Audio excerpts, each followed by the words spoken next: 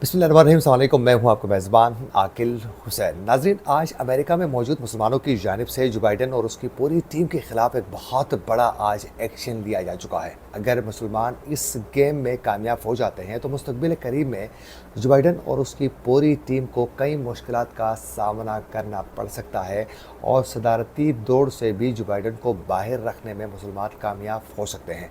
एक तो इसकी तफसीलात आप तक पहुँचाएँगे, वहीं साथ साथ नाज़रीन आज यमन के हौसी बागियों की जानिब से हमास और इसराइल की जंग की वजह से, बिलखुसूस इसराइली बर्बरियत की वजह से आज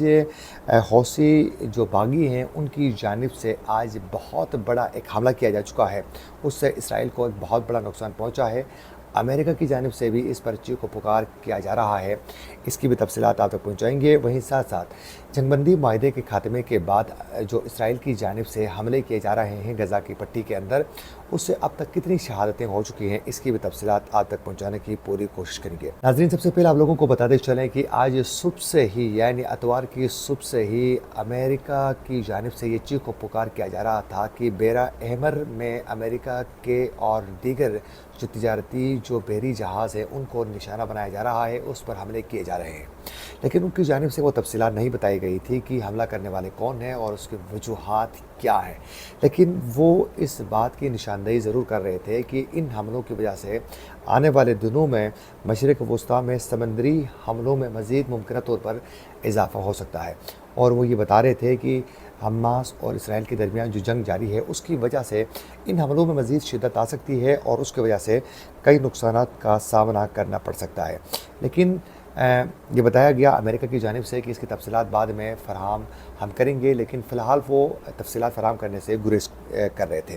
लेकिन बाद में यमन के हौसी ग्रुप की जानिब से बाकायदा एक बयान जारी किया गया और उसमें यह बताया गया कि बेरा एमर में 2 इसराइली बहरी जहाज़ों को निशाना बनाया जा चुका है। और हौसी ग्रुप ने यह भी कहा कि बेरा एमर में एक इसराइली जहाज़ पर मिसाइल से हमला करने में वो कामयाब हो चुके हैं, यानी एक जहाज़ पर एक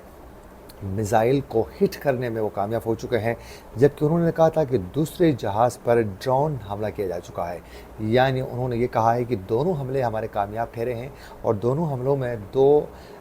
जो इसराइली बहरी जहाज़ थे उनको वो तबाह करने में कामयाब हो चुके हैं। नाज़रीन, इससे कबल बरतानवी फ़ौज ने भी बगैर किसी तफसीलात के बताए हुए उन्होंने कहा था कि बेरा एमर में बहरी जहाज़ों पर ड्रोन हमला और धमाके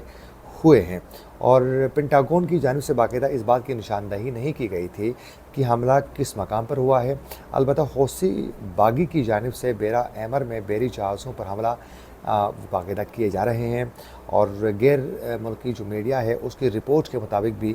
अमेरिका के एक एहलकार ने अपना नाम ज़ाहिर न करने की शर्त पे बाकायदा इंटरनेशनल मीडिया को वो ये बता चुके हैं कि इंटेलिजेंस से जो मालूमात थे उस पर बात करते हुए उन्होंने कहा कि हमले जो हैं वो सुबह के तकरीबन 10 बजे यानी इतवार के सुबह 10 बजे से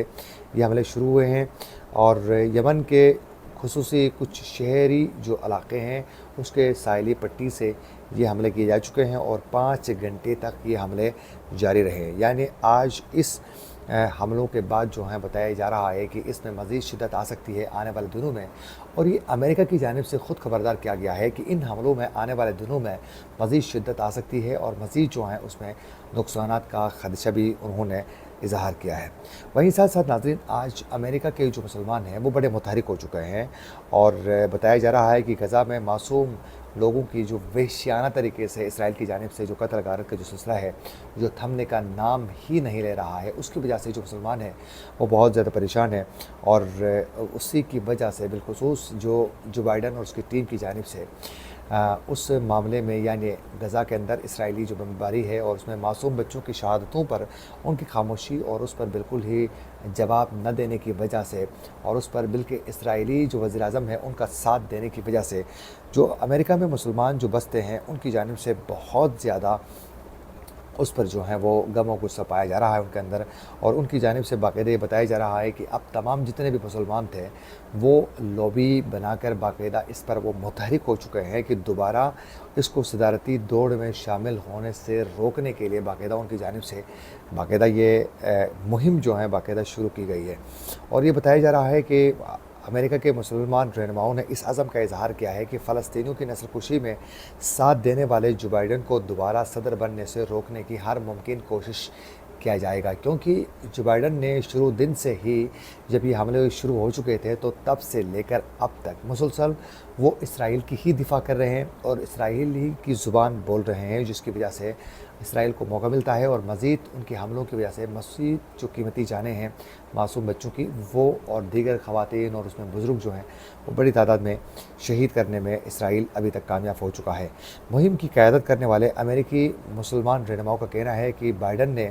غزہ میں جنگ بندی روکنے اور معصوم لوگوں کو تحفظ فراہم کرنے کے مطالبے کو نہیں مانا، اس لیے ہم نے صدر جو بائیڈن کی حمایت واپس لینے کا فیصلہ کیا ہے اور ہم چاہتے ہیں کہ 2024 میں ہونے والے صدارتی انتخابات کی دوڑ میں وہ شامل نہ ہو سکیں، یعنی 2024 میں جو انتخابات ہونے جا رہے ہیں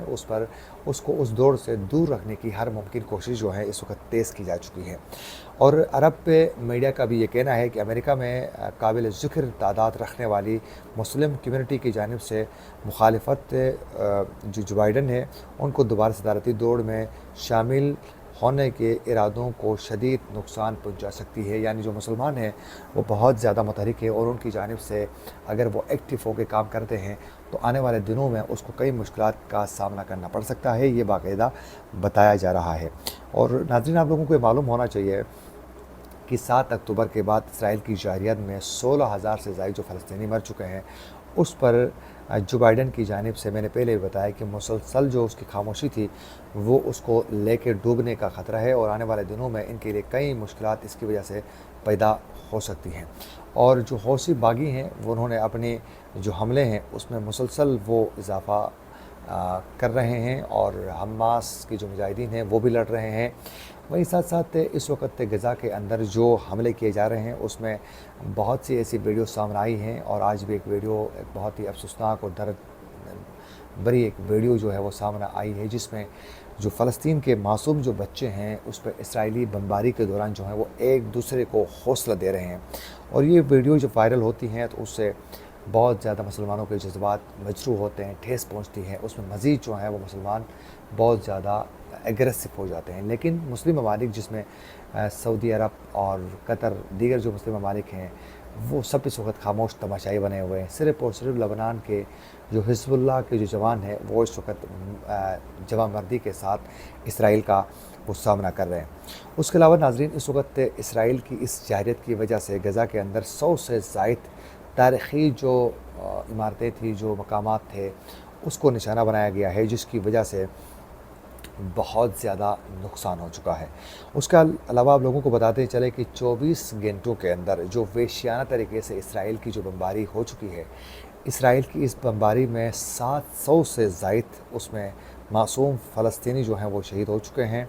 اور یہ بتایا جا رہا ہے کہ تقریباً 24 گھنٹوں میں یہ 700 جو لوگ شہید ہو چکے ہیں، اس کی تعداد ملائے جائیں تو ٹوٹل اب تک 16,000 سے زائد، یعنی 7 اکتوبر سے اب تک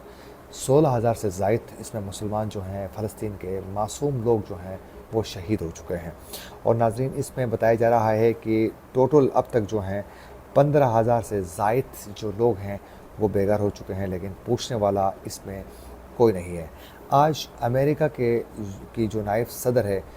ان کو بھی آج غزہ کا خیال آیا ہے اور غزہ میں معصوم لوگوں کی شہادتوں کا آج ان کو احساس ہوا ہے اور آج اس نے اس تباہی اور اس بربریت ہے اور جو معصوم لوگوں کی شہادتیں ہیں اس پر انہوں نے اظہار آج افسوس کیا ہے۔ اور